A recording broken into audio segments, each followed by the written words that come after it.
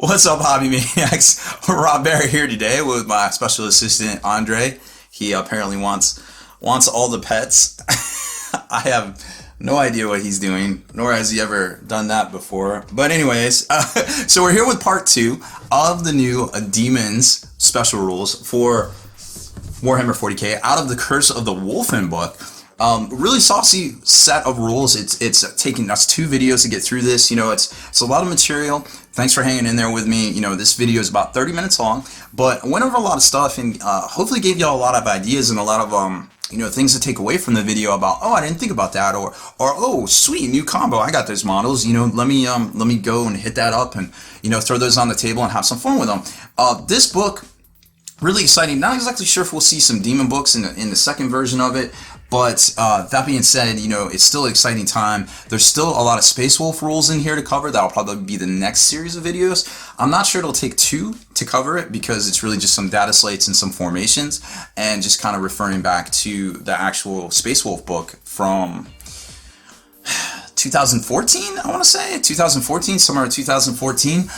They came out, so it's technically recent, technically 7th edition, just barely. And I feel like there's still some really good stuff in there to talk about, but I don't feel like it'll take up 2 videos, which is good because we're kind of you know, we're kind of going through a lot of videos here, and I feel bad taking so long to talk about these tactics and these reviews and things. But you know, that being said, you know, it's hard to get through all this material in such a short time. I mean, I could talk for hours about some of these books.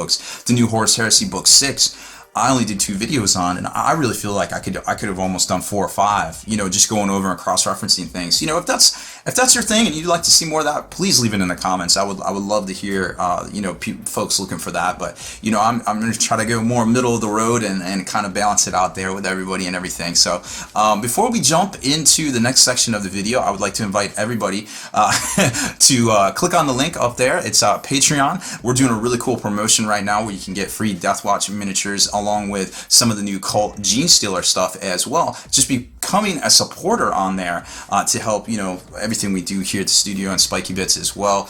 You know, and it's cool because it helps keep us ad-free on YouTube, so that's really nice. You know, check out our blog, spikybitsblog.com, and of course the longwar.net. That's the home of the battle reports. So, you know, we got all sorts of stuff going on over there. So, you know, it's been a really exciting time for the hobby with this Curse of the Wolfen stuff, new releases, and of course now we got Deathwatch coming out. So it's just a really exciting time. Who knows what's around the corner? Maybe it's Scary Knights, maybe it's more Age of Sigmar. Nobody really knows, and that's the mystery, and that's the allure of it, I feel like. So without further ado, let's jump right on in to our feature.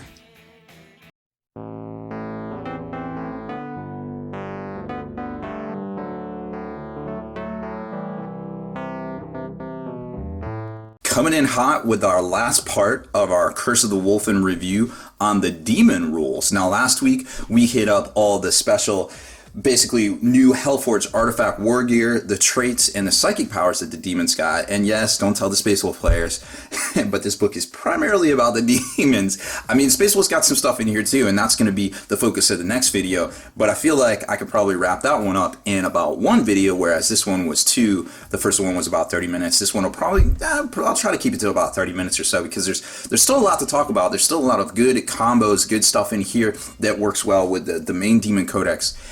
You know, and vice versa. And of course, you know, Demons are always one of the top tier armies just because they can do so much. They're like the Swiss Army knife of 40k, along with I guess if they're the Swiss Army knife of 40k, I guess the Eldar would be the faster, better, stronger Swiss Army knife, like the Lamborghini of Swiss Army knives, I guess, so to speak. I don't know what that is, but I'm sure somebody out there knows what's better than a Swiss Army knife. But you get the analogy there, I guess, so to speak. So that being said, you know, let's jump right on in. This is part 2 of the new Demon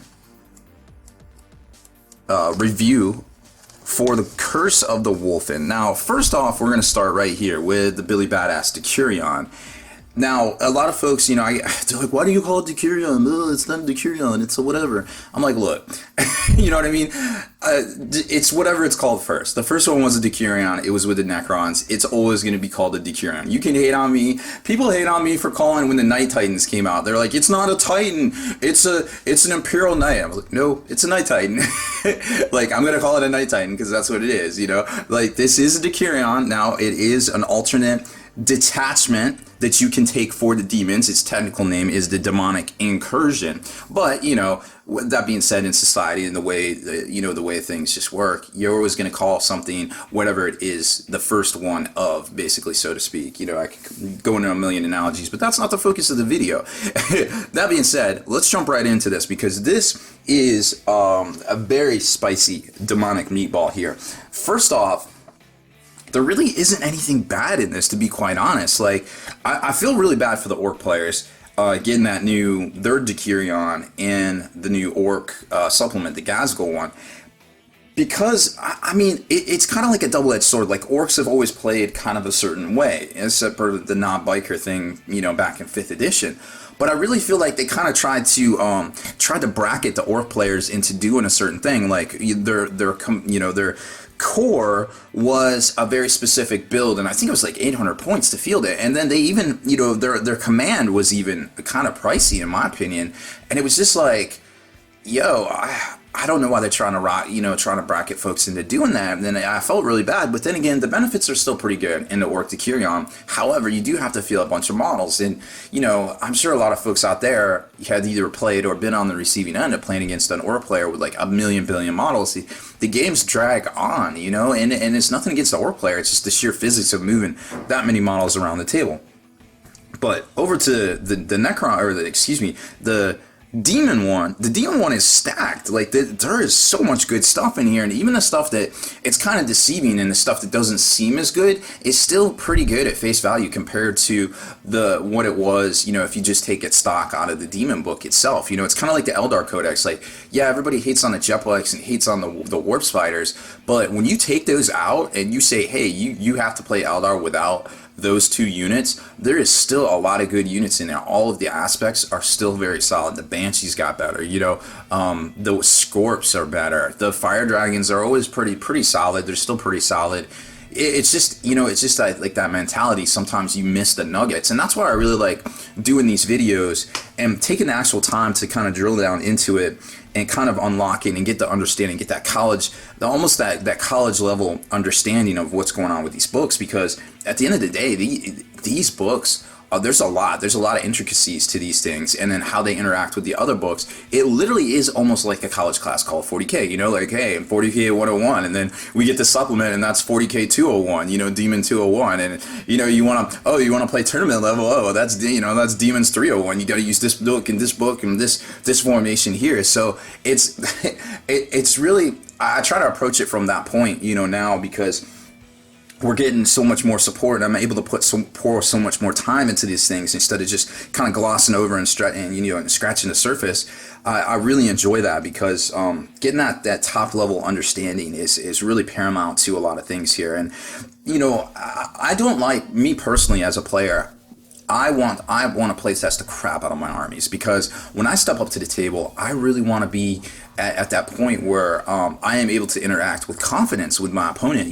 If he asks me a question about my army, I don't want to be like, let me check. Like, I want to know, hey, dude's stat line is this, it interacts with this formation does this special rule does this, and it confers like this. And I never want to be in that situation where at the end of the game, at least on purpose, that somebody comes back and says, hey, that special rule, well, you played it wrong. And I'm like, oh, golly gee, you know what?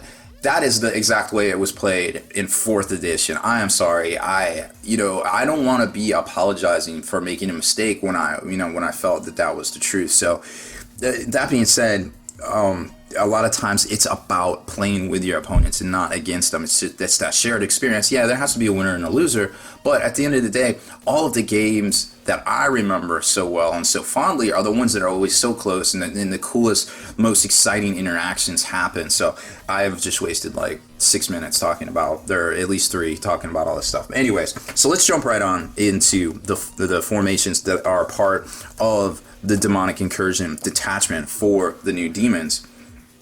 So first off, you got your battlefield roles down here. You got core, command, auxiliary. Nothing new there. Now remember, these completely replace what these units are. If there's something in here that's a heavy or a Lord of War, it doesn't matter if they're a Lord of War or a heavy. They have become this type in regards to playing, on the tabletop. Like if something affects a heavy support choice, it wouldn't affect a heavy support choice is taken as part of a formation because it is now an auxiliary choice, so to speak. So just keep those little caveats in mind. Also, too, command benefits are really interesting because command benefits actually confer to things that join these formations in these units. Now, they don't confer like special rules. Special rules do not confer unless they say they do. And some of the command benefits say, hey, only models from this detachment or this formation. So you got to watch out for those caveats too. But as a general blanket statement, command benefits from any of these formations or any of these Decurions, unless they state otherwise, do confer to independent characters that join those formations or things like that. So, keep that on the back burner, kind of stashed away when you're in your Beats laboratory, you're doing your combos, and you're trying to come up with new and interesting ways to, bring the hobby back or to play the games. You know what I mean? So first off, command benefits of the demonic incursion right off the bat are the demonic corruption special rule. And there was a little, there's a little bit of sassiness here because so objective markers controlled by units from this detachment, now it's a specific command benefit, count as controlled for the rest of the game, even if the controlling player has no units within 3 inches of them. This effect lasts until an enemy scoring unit cleanses the objective by controlling it. So what we can take away from there is a couple of important things. Remember, you can only ever control 1 objective per unit. Now you can have a super unit full of independent characters. They can break off and then like turn 6, and if they pass by multiple objectives, technically they are controlled. Unless there's an enemy there that's scoring that controls it out from underneath them. You know what I mean? So, because these are not, objective secured. So if there's something objective secured on an objective and you're a demon player using this formation, you will not take it. However, if you just pass by it and there isn't something there, then you could claim it depending on which one you wanted to claim and depending on how you split up your unit. So theoretically, if you have a fast moving unit, like something on Screamers or something with jetpacks or jump packs, you could theoretically control, score a bunch of objectives depending on how close they are on turn 6 or turn 5, so keep that in mind. That's something to be, if you're a demon player, to be looking to do, or if you're playing against demons, look for them to be able to do it to you. Also, you can deep strike in. You can land on an objective and then just kind of walk off it and just go after some other stuff. And technically, it's secured the whole time. You know what I mean? Like you can deep strike in. Remember, demons can deep strike for the most part. They deep strike in. They can walk off. They can go do something else. And they're as long as the squad doesn't get wiped out, technically they control it. Very important point there. Unearthly power. Now, this is a really exciting mechanic here. Unearthly power, when rolling on the Warp Star table, see Codex Demons, you can choose to add or subtract +1 to the result, plus or minus 1, right? So remember, on 2d6, the average roll is 7. So you're looking at either an 8 or a 6 reliably for the majority of your rolls, say at least 50% of your rolls. Now, 7 is always calm, no big deal. Now, the cool thing is, if you want to +1 it, you get an 8, and an 8 is a really good special rule, or a really good result. And what it does is, I believe it does D6 strength 6 hits that count as barrage. So they're gonna hit side armor. Let me pull up the rule just so I don't misspeak, because, well, we all know we don't mean to do it, but sometimes we do when we got as much stuff bouncing around in our nuggets, trying to get our college level course 40Ks in, right?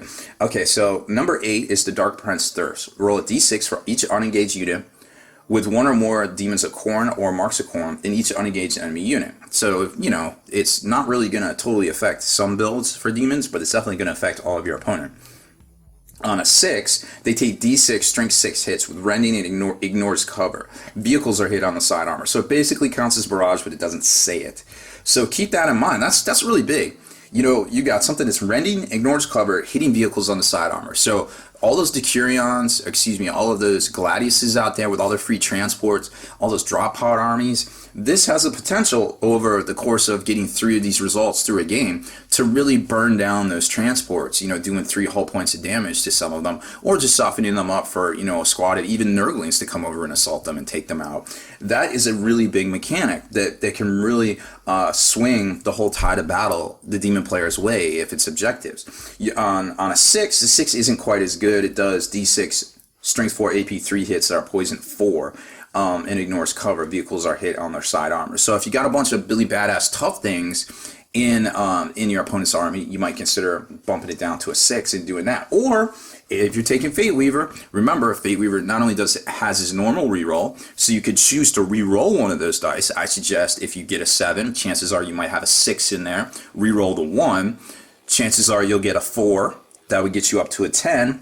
Which would bump you up to an 11, which is demonic possession, which takes out your opponent's psychers, a random one. And that can be pretty huge in this day and age, to just randomly turn one of them into a little Tzeentch herald, right?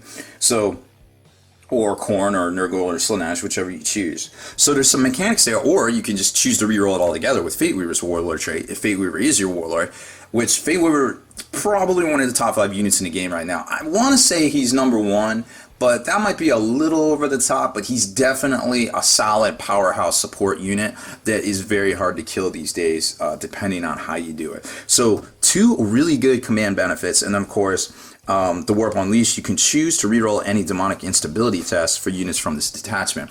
And that's pretty cool too, because yeah, you don't get the result sometimes you want, like, what is it, the instability on a double 1s, I believe, lets you fill it back out the squad if you just lost it, and double 6s is you pick up the squad, or it could be vice versa. I actually forget. It literally doesn't happen that much that I actually remember that rule.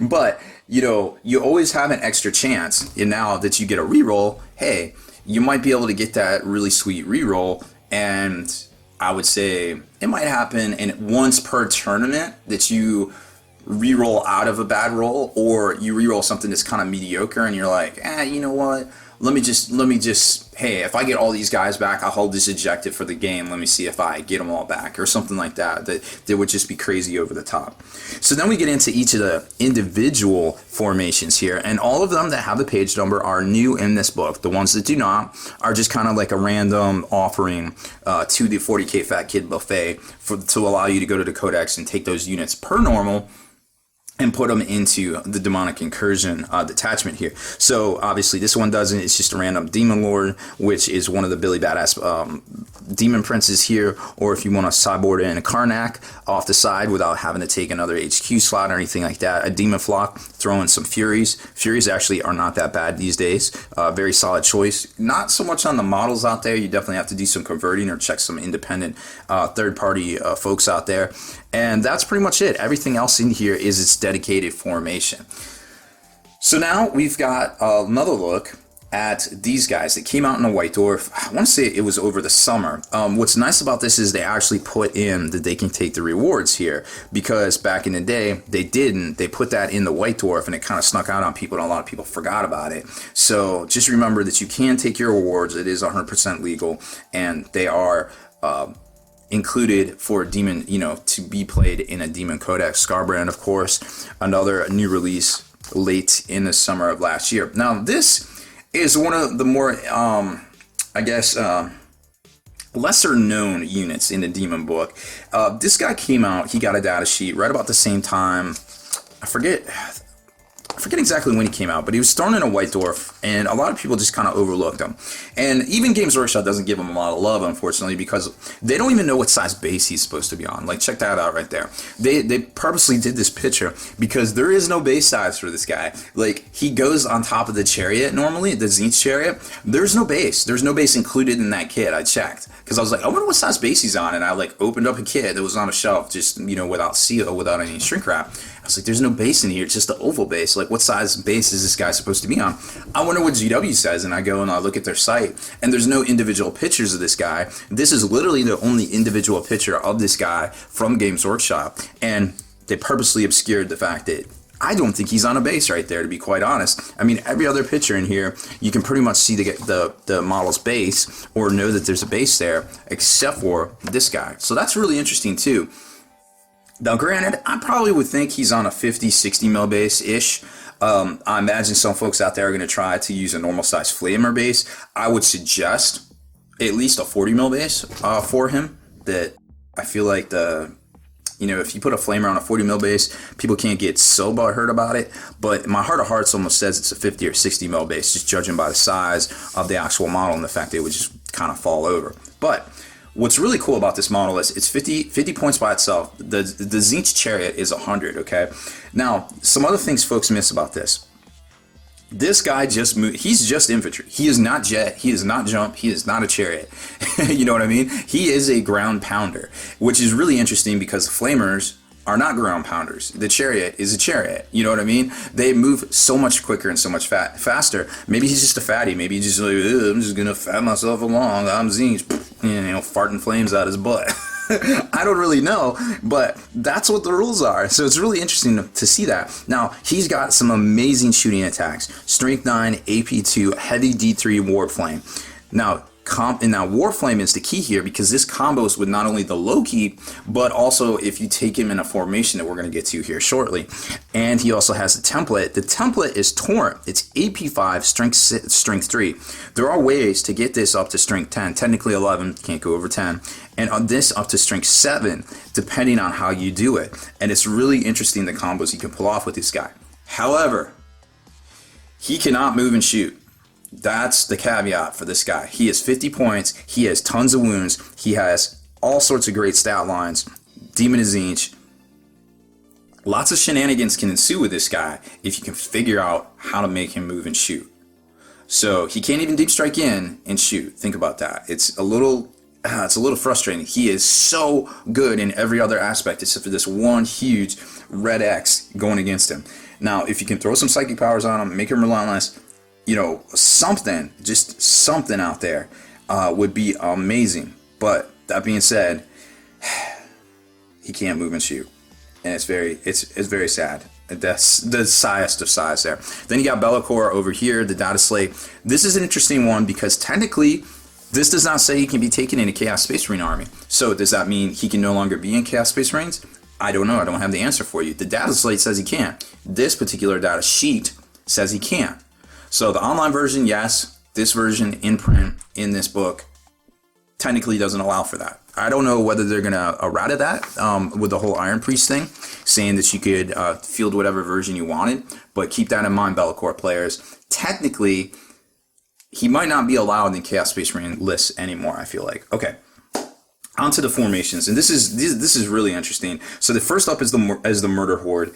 I like the Murder Horde. I think it's really saucy. I definitely think it's worth taking. All of the 4 god hordes are really interesting and definitely give you the bonus. Now you can stack the Lokis, which normally you're not able to do. They have an extra radius. The special rules associated with that Loki affect all units from this formation within 12 inches. Normally they do not extend out that range, and you can't stack the same Loki. There is no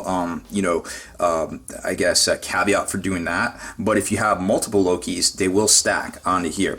Units from this Murder Horde add 1 to their attacks in close combat, where they're within 6 inches of any other unit from the formation. A lot of these guys already have rage. A lot of these guys can get rage, so keep that in mind. These guys just can turn into a blender, and when you got units of Blood Crushers, Flesh Hounds, Flesh Hounds especially, are just a super solid choice right now. They take up so much space on the table. They are so hard to deal with.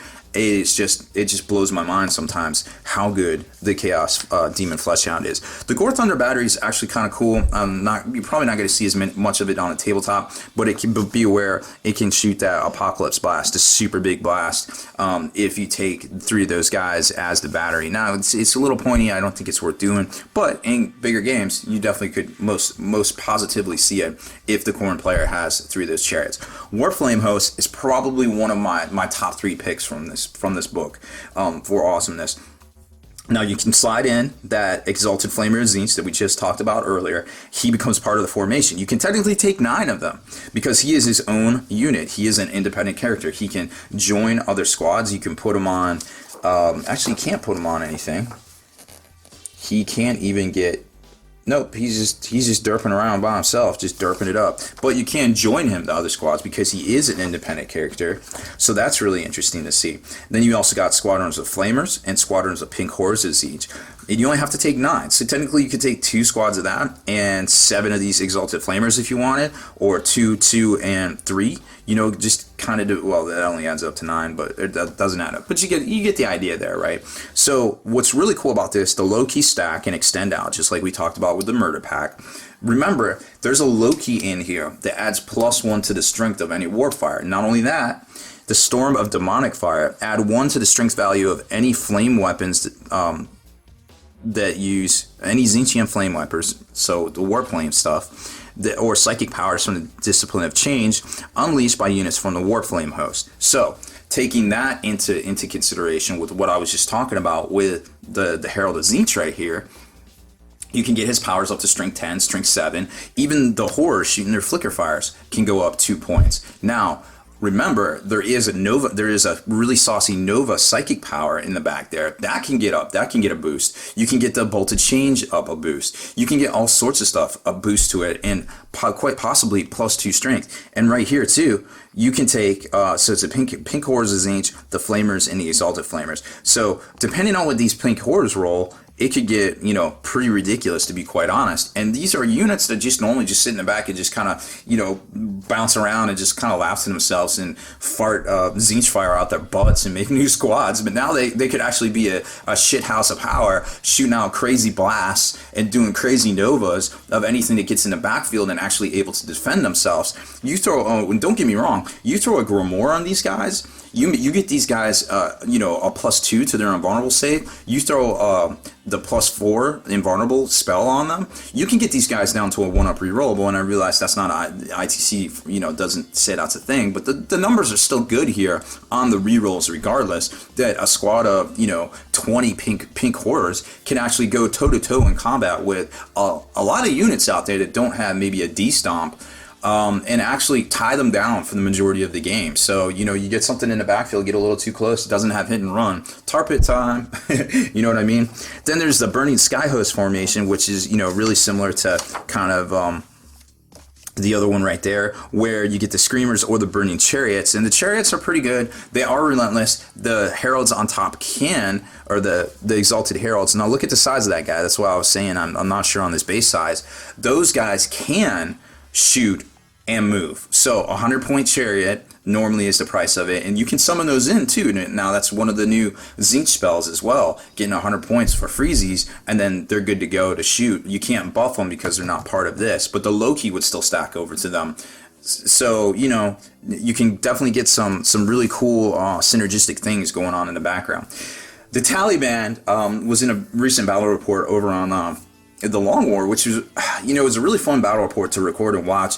And just the fact that you can take, you know, Plague Bearers, Nurglings, you know, and you only have to take 7 of them. And Nurglings are super easy to get. And they can go to ground, they have Stealth and Shrouded. They can do so much work just in the backfield, just holding down objectives. People do not realize how hard it is to kill those little damn Nurglings. And they deep strike in. So you literally could just get 7 squads of these guys, just drop them in all over the place. Like, they're basically better than a drop pod. Yeah, they might die over time if you assault them, but they'll last longer in assault to dedicated assault troops than a drop pod will. You know what I mean? So it's like, wow, these guys are really good. And then, who doesn't like to have a bunch of the shambling, you know, plague bearers just run around the table? Very solid formation, in my opinion. Again, the Lokis can stack individually, not consecutively, and they also extend out. And for the Harbinger Nurgle, if the Herald of Nurgle from this formation has a lesser locus of Virtuance, greater of Fecundity, that's the one with Feel No Pain, or Locus of Contagion, the special rules associated with that affect all units from the formation that are within 12 inches of him. So not only can you extend out a super bubble of Feel No Pain and make these guys even more harder to kill in a compact area that might have objectives, but they also can stack Lokis as well right here. So that's really cool to see. Rot Swarm is a really interesting one as well. Kenny was talking about this over on Long War as well, that you basically can just take 7 units of Beasts of Nurgle individually by themselves. And those are kind of like a brick house of power too. They're kind of sleeper units. They're actually hard to kill if you don't have dedicated stuff that can do high levels of strength damage. And they can just, this is basically Lictor Shame for demons. They can pop up, they have a solid stat line, multiple wounds, multiple resiliencies, and they just sit there and fart all over objectives, and you gotta go get them and deal with them. And actually, if they're part of the Decurion, they just basically fart on the objective, and that's holding it for them. Why they shamble off and go look for food. You know, so it's like, there's all these things working together. It's so exciting for the demons themselves. Flare Troop and Grand Cavalcade. I don't have a lot of good things to say about Slaanesh. I'm sorry, guys. Like, yeah, it's basically very similar here. You can do, you can pick up multiple squads here, and you only have to take 6. And Fiends of Slaanesh are actually really good in combat. A lot of people sleep on them, but I don't want to get assaulted by them. The Loki stack, and they extend out 12 inches from the formation there. Same here, you can take Seekers. Seekers are takeable by themselves. They are basically the Lictor Shame of demons for Slaanesh. Same thing, you can get the Hellflayer of Slaanesh or the Seekers of Slaanesh, so you can take the big ass chariot or just the regular dudes and kind of do the same thing that we were just talking about in those other ones. And there's a couple of bonuses there. To be honest, you're probably not going to see a lot of that on the tabletop, so we're not going to harp on it because we're already a little behind the 8 ball on time here, I feel like. The Infernal Tetrad is quite possibly one of the best formations out there, but also one of the most frustrating in the fact that they don't really clarify how this stuff works. And we talked some about that on the last video with the Psychic Powers and the Warlord stuff and how it can get a little convoluted. Apply a little common sense to it. I'm sure there'll be an FAQ out about how that should work in the near future there, right?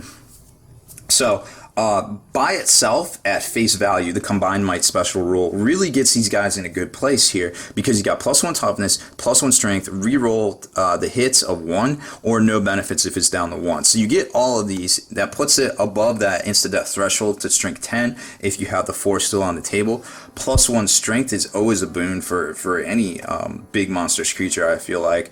And then, of course, you can share the Warlord trait depending on what you roll and depending on kind of how they rule it. Now, at face value, I think you can get this into most armies at like 1,300 points. You can kit them out and get a little bit higher, but remember, when you start stacking some of these abilities here, with some of the Warlord traits, +1 to feel no pains, this and that, you can get some really near invincible units. A unit of Demon Princes in here, depending on how your rewards go. You can get some 3-up Feel No Pains, you can get some 4-up Invulnerables just at face value. So it's really interesting. Pay close attention to some of the stuff that can happen with this formation right here. Then the Forge Host is just basically 3 soul grinders. I actually totally forgot what it does. Each time a soul inflicts enemy casualties, all other models from the same unit can reroll failed to hits and runes in the same. Okay, so it gives a little bit of a buff in combat. Unfortunately, I think soul grinders are probably the better walker variant out there. It's way better than the Defiler because it's demon, it gets to save. They're armor 13. You can only say so much about that. You can mark them, they can go faster depending on which ones you take with Slaanesh. Overall, I think the whole armor mechanic for walkers is kind of a little busted. I think they should be point value down. It should work more like a wound system or maybe like a faux hull point system. But that being said, if you got the points for it and you want to throw it in there, it's definitely good to go. And then the next sections are all the Warlord traits and the things we already talked about on the last video. So I will just call that one case closed because we have gotten through it in about 30 minutes or so. I'm sure there'll be a rather little intro here, getting everybody into this. But yeah, we stuck right on time. So good. Glad I didn't get too talking off on those directions because I love talking. I love sharing the hobby and reminiscing about all the stuff with the demons and all the stuff in the past. So it's a really exciting time. I think demon players definitely got a buff. Can't wait to see what happens next for hopefully some Grey Knight and some Blood Angel love. Maybe they'll get a Decurion, maybe not. But they're pretty much the last ones to get it. So I hope here eventually they get something. I guess Tyranids don't really have one either. That's interesting. well, I don't know. We'll see what the future holds. It's always exciting from week to week these days with Games Workshop. Anyway, so that's it for this one. Thanks for watching my final installment of the Curse of Wolfen Demon review for Warhammer 40k. Deleted scenes, bonus content, and all the interviews and post-game wrap-up videos can be located in the Hall of Veterans on thelongwar.net. Visit thelongwar.net today and try a week completely free with no strings attached. That's not all. Thelongwar.net is also your hobby resource for exclusive early access with an ad-free experience to all your favorite videos. Members of the Hall of Veterans gain early exclusive access to multiple hobby videos.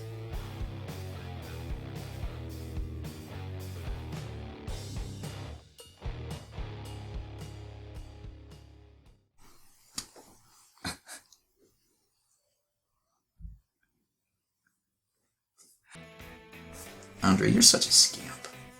Yeah, you are.